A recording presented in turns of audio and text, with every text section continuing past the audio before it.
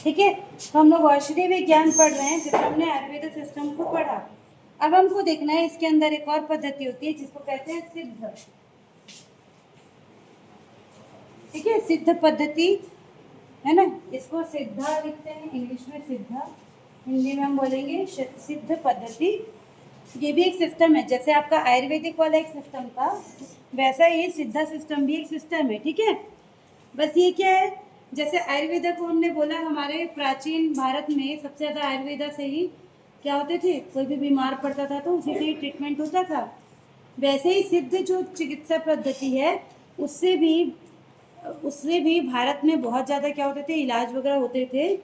बस इसमें डिफरेंस क्या है कि ये जो पद्धति है ये हमको दक्षिण भारत में इसकी उत्पत्ति मानी जाती है। जैसे आयुर्वेदा की उत्पत्ति कहाँ बोलेंगे, इसकी उत्पत्ति का एक खास जगह हम नहीं बता सकते, लेकिन ये उत्तरी भारत में ज़्यादा चलता था आयुर्वेदा वाला। वैसे दक्षिणी भारत में जो सिस्टम से लोगों का इलाज वगैरह किया जाता था वो था आपका कौन सा, सिद्धा पद्धति। ठीक है, तो लगभग 2000 वर्षों तक भारत के अधिकांश देशों में चरक संहिता, सुश्रुत संहिता आदि में जो हमको ग्रंथों में जो वर्णित था उसके आधार पर रोगों का इलाज किया जाता था। ठीक है, तो आयुर्वेद के समकालीन मतलब क्या समझते हो, समकालीन शब्द से क्या समझते हैं, हिस्ट्री में पढ़ते थे ना, इनके समकालीन ये थे, इनके समकालीन ये थे, तो उसका मतलब क्या है, उसी टाइम पर। अरे बोलते नहीं थे, जैसे मान लीजिए उस समय मेरठ में एक राजा राज कर था, गुजरात में कौन कर रहा था, हम उसको ऐसे पढ़ते ना, इनके समकालीन थे ये, ऐसा होना। ठीक है, तो आयुर्वेदा के समकालीन ये था, मतलब भारत में ऊपर की तरफ, उत्तर की तरफ जब आयुर्वेदा चल रहा था तभी भारत में उसी समय दक्षिण की तरफ कौन सा सिस्टम चल रहा था, सिद्धा। ठीक है, तो ये दक्षिण भारत में उत्पन्न होने वाली पारंपरिक चिकित्सा प्रणाली है और ये भी बहुत पुरानी चिकित्सा प्रणालियों में से एक है। ठीक, इसका विकास बहुत सारे जो इसके बारे में जो साइंटिस्ट लोगों ने जो लिखा हुआ है उनके हिसाब से ऐसा माना जाता है कि इसका विकास सिंधु घाटी सभ्यता के दौरान हुआ था। सिंधु घाटी सभ्यता सबको पता है, उसी के समय पे ये हुआ था, मतलब ये लगभग 2500 से 1700 ईसा पूर्व के बीच की बात है। इतना पुराना है, देखो 2500 से 1700 ईस्वी पूर्व, है ना, इस समय ये जो सिद्धा सिस्टम है मेडिसिनल का वो चलता था। ठीक है, इस सिद्धांत के अनुसार, जहाँ से भी ये सिद्धांत को लिया गया है उनके अनुसार यह दक्षिण भारत में तब आया जब द्रविड़ लोग, दक्षिण भारतीय को द्रविड़ बोलते हैं ना, जो द्रविड़ भाषा बोलते हैं, वो लोग संभवतः सिंधु घाटी के मूल निवासी थे और दक्षिण की ओर चले गए। सिंधु घाटी सभ्यता कैसे समाप्त हुई थी, हाँ, बाढ़ आने से।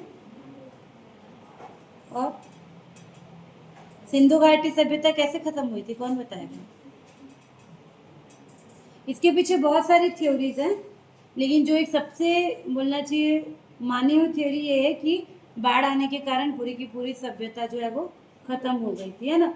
बाढ़ भी इसलिए आई थी क्योंकि सिंधु नदी के ऊपर ये लोग बांध बनाना चाहते थे, जिसके कारण एक मूवी में जो है, देखिए वो मूवी, उसको देखना, अच्छा है, उसमें सिंधु घाटी सभ्यता के बारे में पूरा बताया गया है। ठीक है, तो उसमें कुछ लोग बचे थे ऐसा मानते हैं, वही लोग जब भारत में दक्षिण की ओर आए उन्होंने ही इसको, मतलब ये जो सिद्धा सिस्टम है उसको अपने उसमें लाए हैं, ऐसा बोलते हैं। ठीक है, तो सिद्ध चिकित्सा किसका भाग है, इसका उत्तर हमको तमिल संस्कृत का सबसे प्रारंभिक तमिल लेखन में उल्लेख मिलता है। हमको कैसे पता चलेगा कि ये हमारे पुराना सिस्टम है, तो क्योंकि ये दक्षिण भारत का है इसलिए हमको इसके ज़्यादातर जो अभिलेख हैं, मतलब जो लिखा हुआ मिला है वो किसमें मिला है, तमिल के अभिलेख में। ठीक है, तो तमिल द्रविड़, जो जितना साउथ तरफ जितनी भाषा बोली जाती है सब द्रविड़ियन भाषा है, तो तमिल प्रमुख द्रविड़ भाषाओं में से एक है। और ये हमको तमिल शागम नामक का एक साहित्य है, उसमें इसके बारे में मिलता है। इसके अलावा एक साहित्य का नाम है जिसका नाम है तोलकाप्पियम, नाम याद रखना पड़ेगा, ये तमिल वाले नाम है ना, तोलकाप्पियम,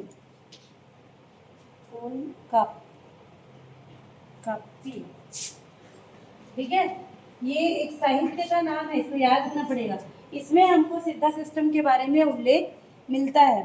ठीक है, तो तोलकाप्पिय हो गया, तमिल शागम हो गया, इसके अलावा एक तिरुकुरल एक है, तिरुकुरल,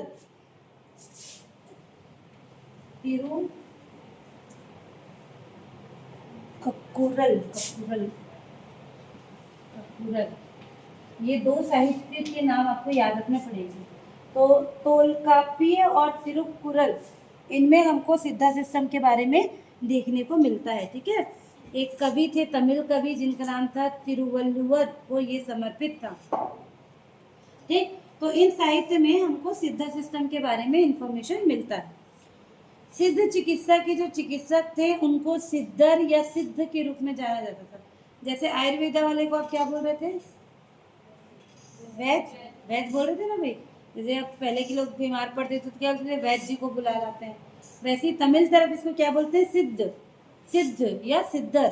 ठीक है, और तमिल परंपरा के अनुसार इनके भी 18 सिद्धर थे, मतलब 18 वैद्य, अगर हम नॉर्मल भाषा में बोले तो कितने थे? 18 सिद्धर थे। और इन व्यक्तियों को अक्सर भगवान शिव से अप्रत्यक्ष रूप से सिद्ध प्रणाली का ज्ञान प्राप्त करने वालों के रूप में भी चित्रित किया गया था। मतलब वो 18 लोगों को जो तमिल के लोग थे वो बहुत मानते थे। उनको ये लगता था, वे लोग ये मानते थे कि इन 18 लोगों को, मतलब वो उनके गुरु टाइप हुए, उनको भगवान शिव से इन सब के बारे में क्या हुआ है? डायरेक्ट पता चला हुआ है, ऐसा वो लोग मानते थे। ठीक है, अप्रत्यक्ष रूप से वहीं से उनको पता है। सिद्धरों का ये मानना था कि उनके अध्ययन का उद्देश्य जीवन को संरक्षित करना और लंबा करना था। तो घूम फिर के बात वही आएगी, जैसा आयुर्वेद हमको बोलता है, क्या बोलता है आयुर्वेद? कि जरूरी नहीं है कि आप बीमार पड़ो तभी आप अपने लिए अच्छा करो, है ना, एक अच्छी जीवन शैली को अपनाने बोलता था आयुर्वेद। सिद्धा सिस्टम में भी सारी वही चीज़ें हैं जो हमने आयुर्वेदा में पढ़ा, वो सब हमको इसमें भी मिलेगा। लेकिन जो लिखित रूप से है, जैसे इनके ये अभी जो ग्रंथ हो गए हैं ना, ये जो साहित्य हो गया या ग्रंथ हो गया, ये अलग हो जाएंगे, थोड़ा थोड़ा सा अलग होगा, पर सबका जो मेन एम था वो क्या था? कि जीवन को कितने अच्छे से संरक्षित करके रखा जा सके और कितना लंबा जीवन जिया जा सके। ठीक है, तो सिद्धा सिस्टम भी हमको वही बताता है। उनका मानना था कि ऐसा करने के लिए मनुष्य को प्रकृति के नियमों के अनुसार जीवन जीने की आवश्यकता है। तो प्रकृति के नियम मतलब क्या नियम होने चाहिए? प्रकृति के नियम से क्या समझते हैं? बताओ। प्रकृति के नियम मतलब, क्यों हंस रहे हो हर्ष? तुम बताओ, खड़े हो। प्रकृति के नियम मतलब क्या समझते हो? कोई एक एग्जाम्पल बताओ छोटा सा।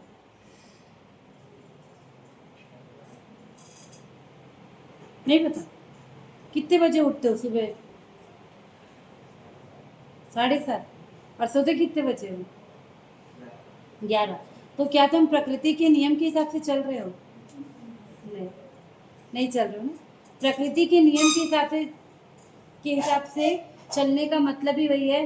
प्रकृति कहती है जब दिन ढलता है, मतलब पहले तो ये आर्टिफिशियल लाइट नहीं हुआ करते थे ना, तो उस समय सो जाओ, और सुबह सूर्य जितने समय निकलता है, 4 बजे 5 बजे, उस टाइम पर उठ जाओ। उठ के अपना क्या करो? कुछ एक्सरसाइज वगैरह करो, लिमिटेड खाओ, है ना। जब बाल सफ़ेद हो जा रहे हो तो काले ना करो। ये सब प्रकृति का नियम है ना भाई। प्रकृति ने बांटा हुआ है ना कि आप एक समय तक क्या रहेंगे? बच्चे रहेंगे, फिर आप वयस्क हो जाएंगे, फिर आप बूढ़े हो जाएंगे। बुढ़ापा आने की निशानी ही होती है बाल सफ़ेद होना, हड्डी कमज़ोर होना। अभी क्या चलता है? सब बाल काले करा के घूम रहे। तो अभी प्रकृति के हिसाब से चल भी नहीं रहा है। छोटे छोटे बच्चों के क्या हो जाते हैं? बाल सफ़ेद। तो ये जितने भी हमारे इंडिजिनस सिस्टम है, ये सब क्या बोलते हैं? प्रकृति के नियमों का पालन करना, जिसमें आपका योग, मेडिटेशन, है ना, जो हम ध्यान करते हैं ना सुबह उठ के, ये सब भी शामिल है। फलों का आहार होना चाहिए। प्रकृति के हिसाब से हमको नॉनवेज नहीं खाना चाहिए, क्योंकि हमारा पाचन तंत्र नॉनवेज को पचाने के लिए बना भी नहीं है ना। लेकिन हम क्या कर रहे हैं? खा रहे हैं और पचा भी रहे हैं, क्या करेंगे? ठीक है, तो सिद्धा सिस्टम भी यही मानता था, है ना। तो वे स्वयं सादा जीवन जीते थे। कौन? किसके बारे में बोल रहे हैं? किसके बारे में बोल रहे हैं? जो 18 जो सिद्ध पुरुष बोल सकते हैं, है ना, वे क्या होते थे? वे स्वयं सादा जीवन जीते थे और जाति, पंथ, रंग या राष्ट्रीयता से बेपरवाह थे। मतलब उस समय का जो समय था, पहले के समय में, अभी तो नारा लगाना पड़ता है ना कि हम हिंदू हैं, ये है। पहले के समय में लोगों को इनसे ज़्यादा मतलब नहीं था। ये जो रंग भेदभाव, कास्ट सिस्टम, ये सब बहुत बाद में आए हैं। पहले के जो लोग रहते थे ना, अगर आप सिंधु घाटी सभ्यता में भी देखोगे तो इतना उस समय डिवीज़न नहीं था। कुछ हद तक था, राजा और प्रजा तो सब जगह है, लेकिन जाति के आधार पे पहले ये सब नहीं था, तो उनको भी ये सब नहीं पता थे, ये वो सबसे बेपरवाह थे। उन्होंने नहीं केवल चिकित्सा की एक प्रणाली में योगदान दिया, बल्कि अनंत काल कीमिया और यौगिक जीवन के ज्ञान में भी बहुत योगदान दिया। तो उन्होंने इसके बारे में बहुत सारे बातें बताई और किया है, ठीक है। कुछ का मानना है कि सिद्धरों ने अपनी चिकित्सा प्रणाली का प्रचार करने और विज्ञान को समृद्ध करने के लिए दूसरे देशों की व्यापक यात्रा भी की है। तो जो 18 सिद्धर हुए थे, उन्होंने दूसरे देशों में भी जाकर इन सब के बारे में क्या किया था, बताया था। सिद्धों के पास अष्टम सिद्धि मतलब 8 महान अलौकिक शक्तियाँ थी। ये सब इन बुक्स में लिखा हुआ है ना, ये सब इन बुक्स में लिखा हुआ है, वहाँ से उठा के आपके सिलेबस में लेके आए हैं। तो क्या मानते हैं कि इनके पास अष्टम सिद्धि थी, मतलब 8 अलौकिक शक्तियाँ थी। अलौकिक शक्ति समझते हो क्या, क्या होती है? अलग शक्ति, जो नॉर्मल लोगों से अलग होगी, वैसे अलग। ये शक्तियाँ जन्म के समय किसी उनके पिछले जन्मों के कर्म के कारण रासायनिक साधनों, शब्दों की शक्ति से या एकाग्रता के माध्यम से प्राप्त की गई हो सकती है। तत्वों पर ध्यान स्थूल से शुरू होकर सूक्ष्म पर समाप्त होता है। सिद्धों को तत्वों पर महारत हासिल करने में सक्षम बनाता है, ठीक है। और सिद्ध प्रणाली के कई प्राचीन दार्शनिक सिद्धांत आधुनिक चिकित्सकों के लिए प्रासंगिक बने हुए हैं। तो कुछ लोग इसको मानते हैं अभी भी और कुछ लोग इसको नहीं भी मानते हैं, ठीक है। तो सिद्ध का जन्म भारत में हुआ, जो कई पारंपरिक दर्शनों का जन्म स्थान है, ठीक। और ये क्या है, अलौकिक और विशिष्ट पद्धति है, ठीक है। शब्द जो सिद्ध है वो मूल रूप से चित्ती शब्द से आया है, तेलुगु का, तमिल का चित्ती शब्द, जिसका अर्थ होता है पूर्णता या शाश्वत आनंद या सिद्धि। ये जो हम सिद्ध सिद्ध बोल रहे हैं, इसका मतलब ही क्या है, सिद्धि पा लेना। मतलब सिद्धि पा लेना मतलब किसको बोले, कोई ऐसा व्यक्ति जिसको बहुत सारा क्या हो गया हो, ज्ञान प्राप्त हो गया हो, ठीक है। तो ये तमिल का चित्ती शब्द से आया है, ठीक। सिद्ध चिकित्सा की भारतीय उपमहाद्वीप में गहरी जड़ें हैं, जो देश की सांस्कृतिक परंपरा और विरासत को बताती हैं, ठीक है। अब देखिए, सिद्ध चिकित्सा पद्धति व्यक्ति को ब्रह्मांड का एक लघु रूप मानती है, और इस प्रणाली के अनुसार भी प्रकृति में 5 तत्व पाए जाते हैं। आगे फिर से 5 तत्व आयुर्वेदा में भी हमने पढ़ा है, आयुर्वेदा वाली क्लास की है ना। कौन कौन से 5 तत्व, ठीक। तो वही 5 चीजें, जल, पृथ्वी, अग्नि, वायु और आकाश, वही 5 चीजें जो हमको आयुर्वेदा में भी बताया गया है। सिद्धा सिस्टम भी उन्हीं 5 तत्वों को क्या मानता है, हमारे जीवन का आधार। लेकिन जब यहाँ पर वो लिखेगा तो उसके नाम क्या होंगे, तमिल भाषा में होंगे, अलग अलग होंगे ना। बुक में उतना तमिल नहीं दिया, आप उसी को फिर से लिख सकते हो। तो इस प्रणाली के अनुसार भी प्रकृति में 5 तत्व विद्यमान है, पृथ्वी, जल, अग्नि, वायु और आकाश। ये भौतिक चीजों का मूल आधार है। ऐसा माना जाता है कि यह बाहरी दुनिया के स्थूल जगत और भौतिक अस्तित्व के सूक्ष्म जगत के बीच घनिष्ठ संबंध रखता है। मानव शरीर में पृथ्वी का तत्व हड्डी, मांस, नसों, त्वचा और बालों में मौजूद होता है। तो फिर से क्या होगा, हमारे शरीर से ये 5 तत्व मिलकर बना होता है। और इनमें भी क्या होते हैं, त्रिदोष इनमें भी पाए जाते हैं, ठीक है। आगे पढ़ेंगे उसको भी। जल का तत्व पित्त, रक्त, वीर्य, ग्रंथियों के श्रवण और पसीने में मौजूद होता है। अग्नि का तत्व भूख, प्यास, नींद, सुंदरता और आलस्य में मौजूद होता है। वायु का तत्व संकुचन, विस्तार और गति में मौजूद होता है। आकाश का तत्व पेट, हृदय, गर्दन और सिर के अंतराल में मौजूद होता है। तो जितने भी 5 तत्व हैं वो हमारे शरीर में कहाँ कहाँ पर मौजूद है, इनको क्या कहते हैं, इसमें बताया गया है, ठीक है। तो सेम जैसा आयुर्वेदा में था वैसा ही किसमें, सिद्धा सिस्टम में भी है, ठीक है। चलो, अब इसमें एक चीज और है, इसमें हम लिखते हैं, एक होता है जिसको ह्यूमर डिस्टॉर्शन कहते हैं, हास्य विकृति। ये क्या होता है देख लेते हैं, हास्य विकृति।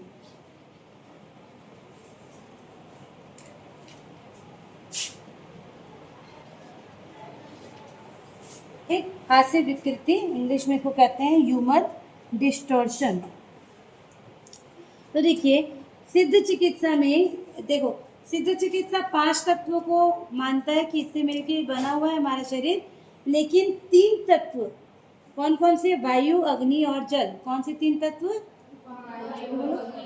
वायु, अग्नि और जल पे ज़्यादा फोकस करता है कौन सा सिस्टम, सिद्ध सिस्टम। ठीक है, इन पर ज़्यादा जोर दिया जाता है क्योंकि माना जाता है कि ये 3 मूलभूत घटक हैं जो मानव शरीर का निर्माण करते हैं। टोटल 5 तत्व तो होते हैं, लेकिन 5 में भी जो 3 है उनसे पूरा हमारा शरीर बना हुआ है। ये 3 घटक ही 3 दोष कौन कौन से, वात, पित्त और कफ को क्या करते हैं, उनको प्रतिनिधित्व करते हैं। मतलब देखो 3 दोष यहाँ पर भी आ गए। जो हमने आयुर्वेदा में त्रिदोष देखा हुआ था, वही 3 दोष को कौन मानता है, सिद्ध सिस्टम भी मानता है। बस इन्होंने क्या किया है, एक एक दोष के लिए एक एक तत्व को जोड़ के रखा हुआ है। जैसे वायु के लिए हो जाएगा वात, लिखिए इसको, वायु के लिए जो वायु पंच तत्व है, वायु तत्व है, उसको इन्होंने किससे जोड़ा हुआ है, वात से। अग्नि को इसको इन्होंने जोड़ा हुआ है पित्त से, अग्नि को जोड़ा हुआ है पित्त से, और जल को इन्होंने जोड़ा हुआ है किससे, कफ से। जैसे आयुर्वेदा में हम क्या करते हैं, 5 तत्वों को 3 दोष के साथ कॉम्बिनेशन में देख रहे थे। यहाँ पर इन्होंने क्या किया है, एक एक तत्व को एक एक त्रिदोष के साथ डायरेक्ट क्या कर दिया है, कनेक्ट कर दिया है। ठीक है, इनको ये इनका प्रतिनिधित्व करते हैं। ठीक, और उनकी असंगत परस्पर क्रिया विभिन्न रोगात्मक स्थितियों का निर्माण करती है। और फिर से वही बोल रहे हैं, जब इन्हीं चीज़ों में डिसबैलेंस होगा, है ना, एक चीज़ दूसरी चीज़ से क्या हो जाएगी, जब असंतुलित हो जाएगी, तभी क्या होता है, रोगात्मक स्थिति का निर्माण होता है। मतलब हमारे शरीर के अंदर क्या आता है, रोग आता है। ठीक है, इन तीनों घटकों को हास्य कहा जाता है। तो इनको क्या कहते हैं, हास्य या ह्यूमर।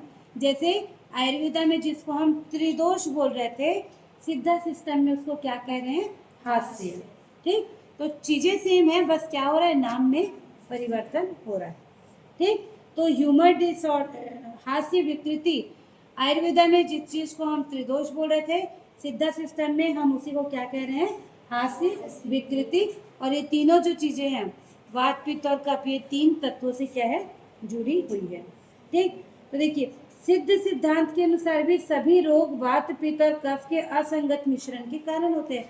जब भी इनमें असंतुलन होता है, हमारे शरीर में क्या हो जाता है, रोग हो जाता है। शरीर में उनके अनुपित व्यक्ति के शारीरिक और मानसिक स्वभाव को नियंत्रित करते हैं। ये तत्व सूक्ष्म जगत और स्थूल जगत, मानव और दुनिया के बीच संपर्क की कड़ी बनाते हैं। इस प्रकार बाहरी हवा आंतरिक वात से मेल खाती है, बाहरी गर्मी आंतरिक पित्त से मेल खाती है, और बाहरी पानी आंतरिक कफ से मेल खाता है। मतलब इन्हीं 3 जो हास्य विकृति है, उन्हीं के कारण मानव जो है वो दुनिया से कैसा है, जुड़ा हुआ है।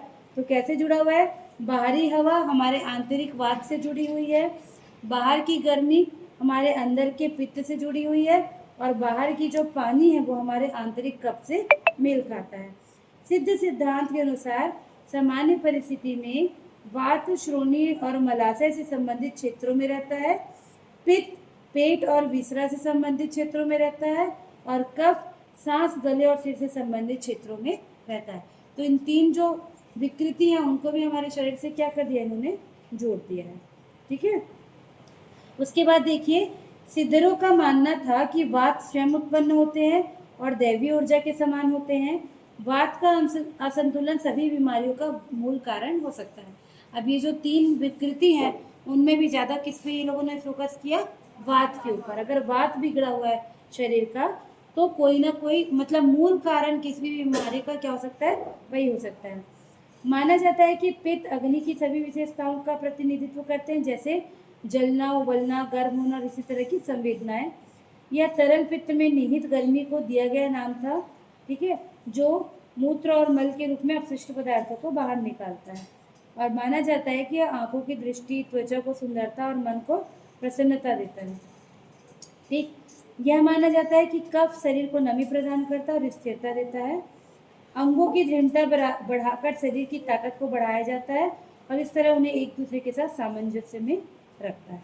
ठीक, तो यहाँ पर भी त्रिदोषों को क्या होता है, इस तरह से रखते हैं। ठीक है, तो इतना अभी हम लोग सीधा सिस्टम के लिए पढ़ते हैं। अगली क्लास में हम लोग इसकी शाखाएं पढ़ेंगे, इसके कौन कौन से ब्रांचेस होते हैं, और पूरे शरीर में अलग अलग पॉइंट को ये लोग, देखो इस तरह से डायग्राम है, पूरे शरीर में अलग अलग पॉइंट को ये लोग बताते हैं। जैसे कभी आप बताओगे ना, आप कोई कहीं सुने होंगे कि इस पॉइंट को दबाओ, पैर के पॉइंट को दबाओ तो आंखों की रोशनी जो ठीक होगी, या कहीं पर कुछ दर्द है तो इस पॉइंट को दबाओ, वो सब वाला बेसिकली इसी में का पॉइंट, शरीर के कौन से पॉइंट को दबाएंगे तो कहाँ पर क्या होगा, फायदा होगा। ठीक है, तो अगली क्लास में इसका हम लोग आगे का पढ़ेंगे। आपका टेस्ट कब है, सेकंड कब है, 12 को।